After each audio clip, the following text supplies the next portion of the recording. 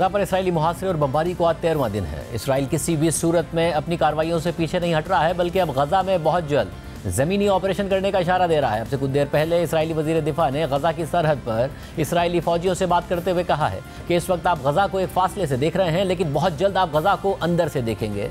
जबकि Israeli forces के southern command के चीफ ने वाजे किया है कि ग्राउंड ऑपरेशन तवील और शदीद होगा। वाजे है कि इसराइल ना जंगबंदी के लिए तैयार है, ना गजा का मुहासरा खत्म करने के लिए तैयार है, और ना ही पानी, बिजली, ईंधन और खुराक की सप्लाई बहाल करने को तैयार है। अक़वाम मुत्तहिदा ने गजा में पानी की बंदिश को जिंदगी और मौत का मसला करार दे दिया है। 7 अक्टूबर को इसराइल ने गजा पर बमबारी शुरू की थी, जिसमें अब तक 3785 अफराद शहीद हो गए हैं, जिनमें 1524 बच्चे और 1000 खवातीन शामिल हैं। डिफेंस फॉर चिल्ड्रन इंटरनेशनल के मुताबिक 7 अक्टूबर के बाद इसराइली फोर्सेज हर 15 मिनट में एक फ़लस्तीनी बच्चे को शहीद कर रही हैं, जबकि ज़ख्मियों की तादाद 13,000 से ज़ायद हो गई है। इसराइली फोर्सेज की कार्रवाइयाँ गजा तक ही महदूद नहीं है, बल्कि मगरबी किनारे यानी वेस्ट बैंक में भी फ़लस्तीनियों को निशाना बनाया जा रहा है। मगरबी किनारे में इसराइली स्नाइपर्स फ़लस्तीनियों को टारगेट कर रहे हैं। सिर्फ आज मगरबी किनारे में 9 अफराद शहीद हो गए, जबकि 7 अक्टूबर से अब तक 77 अफराद वहाँ शहीद हुए हैं। इसके अलावा इसराइल एक तरफ शुमाली गजा के शहरियों से कह रहा है कि वो जनूबी गजा की तरफ नकल मकानी करें, लेकिन साथ ही जनूबी गजा पर भी बमबारी कर रहा है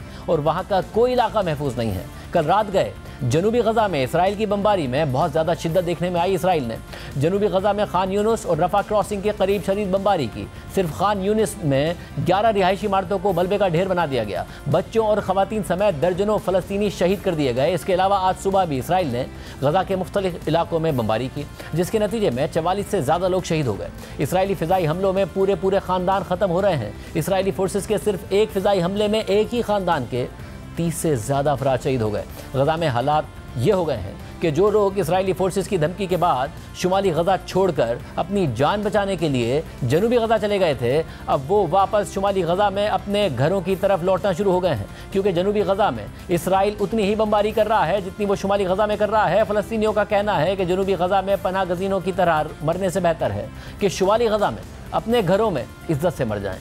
अल जज़ीरा की गजा में नुमाइंदा ने भी यही किया। वो बच्चों समेत जनूबी गजा से शुमाली गजा में अपने घर वापस पहुंच गईं। उन्होंने अपने एहसासात और रास्ते में तबाही के मनाजिर भी दुनिया को दिखाए।